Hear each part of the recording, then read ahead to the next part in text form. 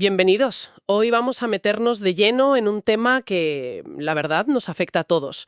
¿Cómo está cambiando el trabajo y qué implica eso para el desarrollo global?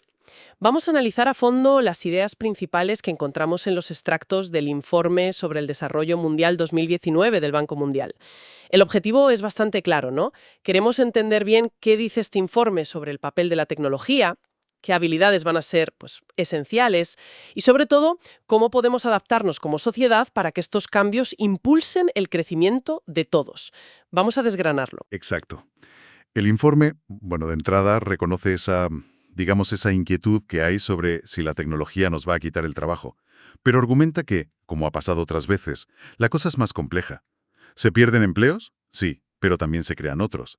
El gran desafío, según el documento, es cómo manejamos esa transición, poniendo el foco en las personas, en su capital humano y también en repensar nuestras redes de protección social. Pues empecemos por ahí, por ese miedo a la automatización. ¿De verdad es para tanto? ¿Nos van a reemplazar los robots? A ver, el informe sugiere que esa preocupación, aunque es normal, a menudo es un poco exagerada. La historia nos dice que la tecnología transforma el trabajo, no necesariamente lo elimina del todo. Sí que es verdad que la automatización afecta más a tareas, a las rutinarias, las que son fáciles de codificar, ¿sabes?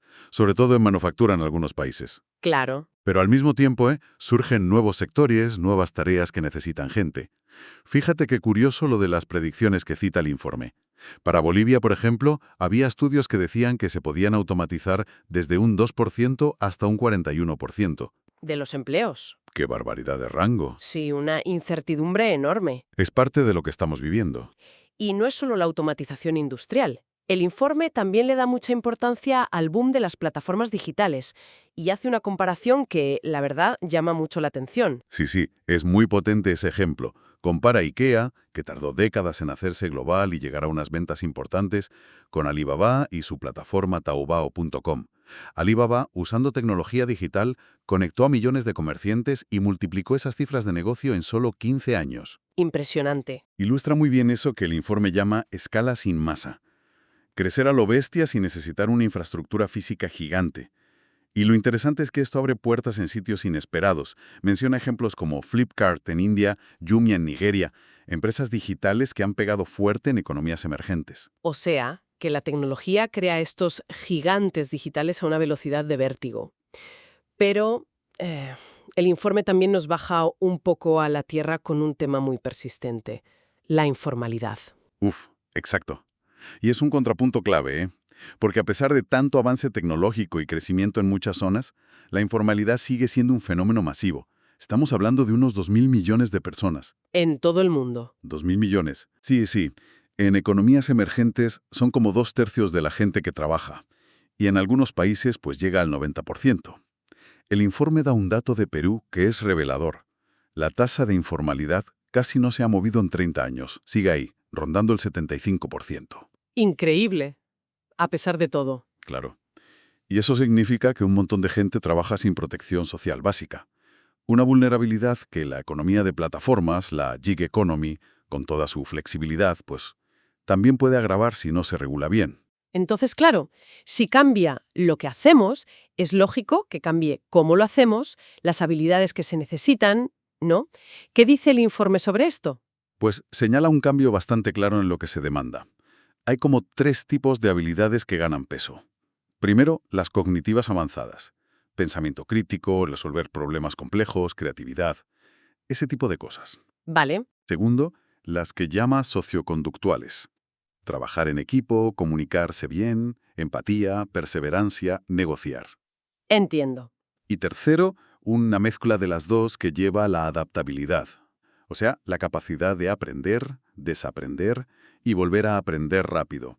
En cambio, las habilidades muy rutinarias, muy específicas de un puesto, pues pierden valor porque son las más fáciles de automatizar o digitalizar. ¿Y esto se ve igual en todos los países? Porque se oye mucho eso de la polarización del empleo en los países más ricos. Sí, el informe confirma esa tendencia en las economías avanzadas. Crecen los empleos de muy alta cualificación y los de baja cualificación, muchos de servicios. Y se vacía el centro, los de cualificación media. Ajá. Pero, dice que en los países en desarrollo la cosa es más heterogénea. No es tan claro. Sí que aumenta el empleo de alta cualificación, da ejemplos de Bolivia, Etiopía, con aumentos importantes. Pero lo que pasa con los empleos de cualificación media y baja varía mucho. Parece que depende de cómo interactúa en la globalización y la rapidez con que se adopta la tecnología en cada sitio. No es una foto única. Qué interesante. Y en medio de todo eso destaca la adaptabilidad como la habilidad estrella, ¿verdad? Fundamental. Es que en un mundo que cambia tan rápido, ser capaz de adaptarse es la competencia clave. No es solo ser listo, digamos, en el sentido clásico. Es tener esa agilidad mental y también emocional. Claro. El informe lo relacione con una mezcla de cosas. La curiosidad, la creatividad y también rasgos como la autoeficacia, o sea, creer que puedes afrontar los retos. Cita un estudio de Nigeria que encontró justo eso. La autoeficacia predecía quién se adaptaba mejor en lo profesional. Y esto nos lleva directos al núcleo del argumento del informe. La inversión en las personas, lo que llaman la primacía del capital humano. ¿Qué es exactamente eso y cómo lo mide el informe? El capital humano básicamente es la suma de la salud, los conocimientos y las habilidades que acumulamos a lo largo de la vida, lo que nos permite ser productivos, vaya. El informe insiste mucho en que con un futuro laboral tan incierto, invertir en las personas es la apuesta más segura, la más rentable para una sociedad. Y para intentar medirlo y comparar entre países, introduce una herramienta, el Índice de Capital Humano, el ICH. O sea, ¿cuánto capital humano puede esperar acumular un niño que nace hoy hasta los 18 años, dadas las condiciones de salud y educación de su país? Combina tres cosas clave. Primero, la supervivencia básica. ¿Llegará ese niño a la edad escolar? ¿Vale? Segundo, la educación, pero no solo cuántos años va al cole, sino la calidad. ¿Cuánto aprende de verdad? Ah, importante el matiz. Sí, ajustado por aprendizaje real. Y tercero, la salud. Si sufre retraso en el crecimiento por mala nutrición y su esperanza de vida saludable como adulto. Y cuando aplican este índice, ¿qué panorama nos encontramos? ¿Qué revela? Pues revela unas brechas enormes y preocupantes, la verdad. El índice se lee como un porcentaje de la productividad potencial. Un país con un índice bajo significa que su futura fuerza laboral será mucho menos productiva de lo que podría ser con buena salud y educación. Claro. El informe pone a Singapur arriba, casi al máximo potencial, y a países como Chad, pues en el otro extremo, con un capital humano esperado muy bajo. Pero más allá del ranking, lo que impacta son las diferencias en cosas concretas. Por ejemplo, el aprendizaje. En Singapur, casi todos los estudiantes alcanzan las competencias básicas. En Sudáfrica, según los datos del informe, solo lo logra una cuarta parte. Es una brecha brutal en oportunidades. Brutal. Y el informe también insiste mucho en algo que parece de sentido común, pero que a veces olvidamos.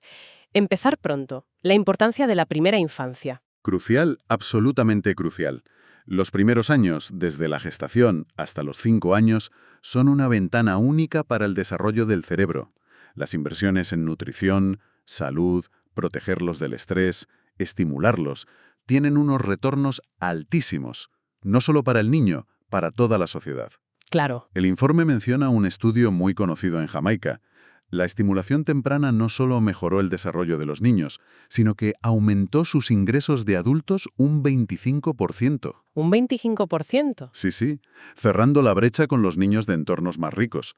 Cada dólar bien invertido ahí puede retornar multiplicado por mucho. ¿Y después de la escuela? ¿Se acaba ahí la inversión en capital humano? Que va de ninguna manera. El mensaje es que hay que seguir aprendiendo siempre, a lo largo de toda la vida. El informe analiza la educación superior, que es cada vez más importante para esas habilidades cognitivas avanzadas y la adaptabilidad. Menciona los cursos online, los MOOC, como una herramienta útil, pero bueno, también con desafíos de calidad y de quién los acaba realmente. Ya. Pero sobre todo insiste en que hacen falta sistemas fuertes de aprendizaje para adultos, fuera del trabajo formal, para recualificarse, para adaptarse a los cambios. Advierte, eso sí, que muchos programas que hay ahora no son muy eficaces. Necesitan mejor diseño, enfocarse en lo que de verdad pide el mercado, ser flexibles. Pone algún ejemplo positivo, como Jóvenes en Acción en Colombia, que combina formación y práctica. Todo esto nos lleva a otro gran tema del informe. Si el trabajo es más inestable, más diverso, si persiste la informalidad, ¿cómo protegemos a la gente? Habla de repensar el contrato social. ¿Qué quiere decir con eso? Pues quiere decir que tenemos que reconocer que el modelo tradicional de protección social, ese que en muchos países se basa en tener un empleo formal, con nómina para toda la vida, Ese modelo tipo Bismarck, donde las ayudas dependen de las cotizaciones del trabajo, pues ya no cubre a muchísima gente. Claro, con la informalidad que comentabas. Exacto. La informalidad es masiva y las nuevas formas de trabajo, como la gig economy, tampoco encajan bien ahí. Necesitamos sistemas que protejan a las personas por ser ciudadanos o residentes, no solo por el tipo de contrato que tengan. ¿Y qué alternativas propone el informe entonces? Pues aboga por avanzar hacia lo que llama un nivel mínimo universal y garantizado de protección social. Esto no significa dar lo mismo a todos ya, sino reforzar la base de la protección, la asistencia social. Por ejemplo, las transferencias de dinero, que ya existen en muchos sitios. Y expandir la cobertura poco a poco, pero asegurándose de llegar primero a los más pobres, a los más vulnerables. Lo llama universalismo progresivo.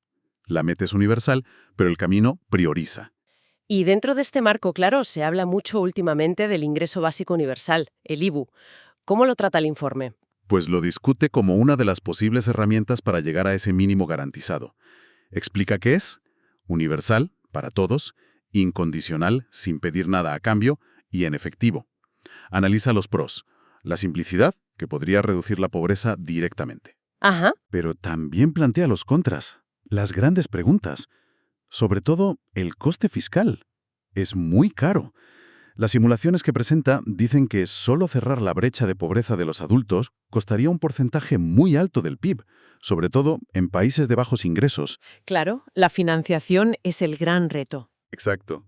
Y también se debate si podría desincentivar el trabajo o si, al ser para todos, igual beneficia menos a los más pobres que los programas actuales que van muy dirigidos a ellos. No lo descarta, pero tampoco lo ve como la panacea. Menciona otras opciones como los programas de garantía de empleo público que hay en India, por ejemplo. Y añade una idea interesante. Si consigues una red de protección básica más fuerte y universal, quizá podría ser más flexible en otras cosas, como en algunas regulaciones laborales muy rígidas, por ejemplo, indemnizaciones por despido muy altas que a veces, según el informe, frenan la contratación formal o que las empresas se adapten. Es buscar un equilibrio. Entendido. Bueno, hemos visto el diagnóstico. El trabajo cambia, necesitamos nuevas habilidades, es urgente invertir en las personas y repensar cómo las protegemos. ¿Cuáles son entonces las líneas de acción prioritarias que sugiere el informe para los gobiernos? Pues las agrupa en tres grandes áreas que están muy conectadas entre sí. Primero, invertir en las personas. Prioridad total a la educación de calidad desde pequeños y fomentar el aprendizaje toda la vida para desarrollar esas habilidades cognitivas y socioconductuales. Vale. Segundo, mejorar la protección social. Ir hacia ese suelo mínimo garantizado para todos y reformar la seguridad social para que cubra a más gente, incluidos los informales, y se adapte a las nuevas formas de trabajo. ¿Y tercero? Y tercero, generar el espacio fiscal, o sea, encontrar la forma de pagar todo esto. Porque, claro, todo esto cuesta dinero. Ahí está la pregunta del millón, ¿no? ¿Cómo se financia esta agenda de desarrollo humano y protección? Que suena ambiciosa y cara. Sin duda, es el gran desafío. El informe no da recetas mágicas, pero sí explora varias opciones para que los gobiernos puedan conseguir más recursos de forma eficiente y justa. Una vía es mejorar cómo se recaudan los impuestos que ya existen. Simplemente cobrar mejor lo que ya se debería cobrar tiene un potencial enorme en muchos países. Ser más eficientes. Eso es. Otra es reformar impuestos como el IVA, quitar exenciones que no tienen sentido, buscar tipos más uniformes. También sugiere usar más los impuestos selectivos sobre cosas como el tabaco, el azúcar, las bebidas energéticas o las emisiones de carbono. Los impuestos al carbono podrían generar muchos ingresos en algunos países muy contaminantes. Interesante. Menciona también el potencial de los impuestos a la propiedad, a los bienes inmuebles, aunque reconoce que son difíciles de poner en marcha políticamente. Ya. Un punto importante: luchar contra la elusión y la evasión fiscal, sobre todo de las grandes empresas multinacionales. También plantea que hay que encontrar formas justas de gravar la economía digital, que ahora mismo se escapa un poco a los sistemas tradicionales. ¿Tiene sentido? Y, por último, eliminar subsidios regresivos, como los de la energía, que a menudo benefician más a los ricos y cuestan más que la ayuda a los pobres en algunos países. Entendido.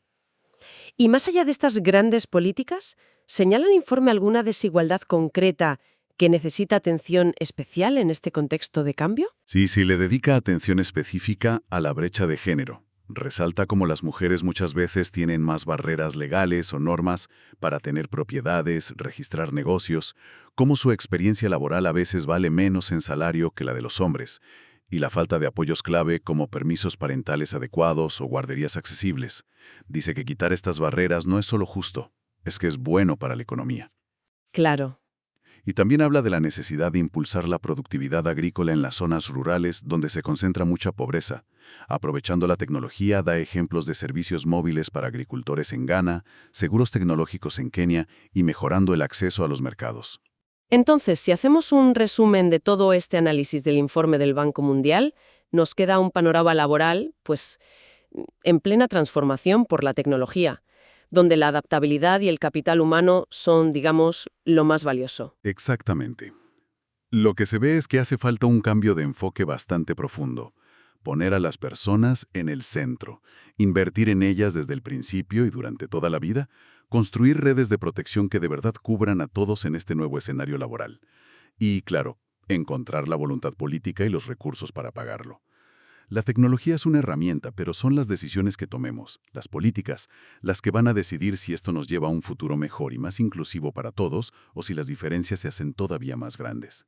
Y quizás la reflexión final que nos deja todo esto es que, en este mundo tan cambiante, la habilidad más importante de todas no sea una concreta, sino esa metahabilidad, la capacidad y, sobre todo, la voluntad de seguir aprendiendo, desaprendiendo y reinventándose constantemente. Alphatec, conectamos tu negocio al futuro.